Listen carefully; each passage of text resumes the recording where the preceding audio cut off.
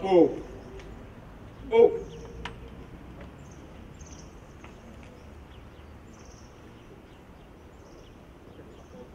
Au drapeau.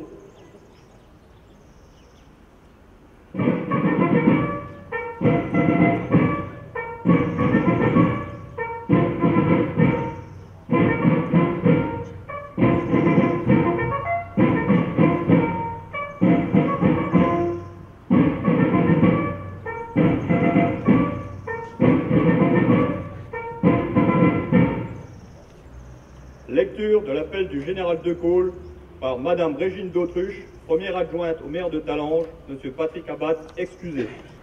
Les chefs qui, depuis de nombreuses années, sont à la tête des armées françaises, ont formé un gouvernement. Ce gouvernement, alléguant la défaite de nos armées, s'est mis en rapport avec l'ennemi pour cesser le combat. Certes, nous sommes submergés par la force mécanique, terrestre et aérienne de l'ennemi. Infiniment plus que le nombre, ce sont les chars, les avions, la tactique des Allemands qui nous font reculer. Ce sont les chars, les avions, la tactique des Allemands qui ont surpris nos chefs au point de les amener là où ils sont aujourd'hui. Mais le dernier mot est-il? L'espérance doit-elle disparaître? La défaite est-elle définitive? Non. Croyez-moi, moi qui vous parle en connaissance de cause et vous dis que rien n'est perdu pour la France. Les mêmes moyens qui nous ont vaincus peuvent faire venir un jour la victoire. Car la France n'est pas seule. Elle n'est pas seule. Elle n'est pas seule. Elle a un vaste empire derrière elle. Elle peut faire bloc avec l'empire britannique qui tient la mer et continue la lutte. Elle peut, comme l'Angleterre, utiliser sans limite l'immense industrie des États-Unis. Cette guerre n'est pas limitée au territoire de notre malheureux pays. Cette guerre n'est pas tranchée par la bataille de France. Cette guerre est une guerre mondiale.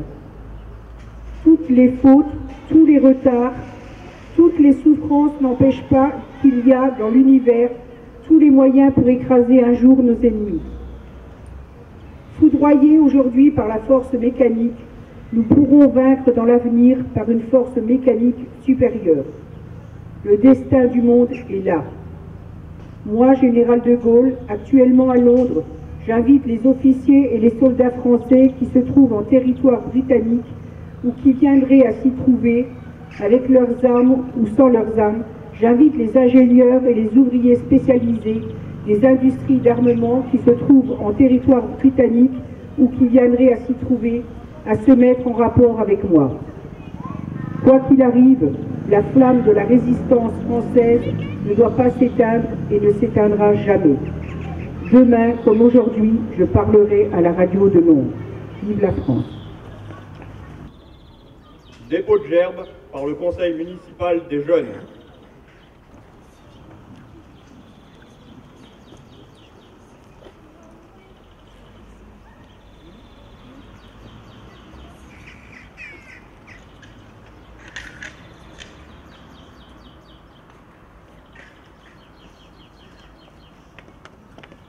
Hymne national.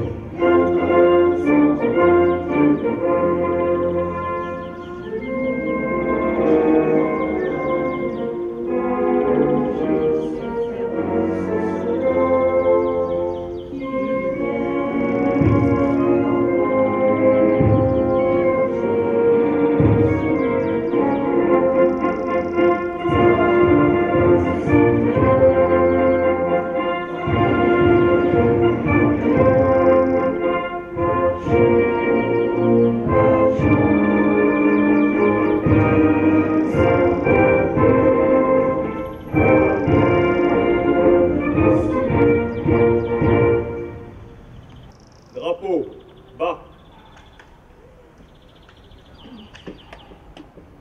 Pour l'ensemble des drapeaux, repos. Remerciements au porte-drapeau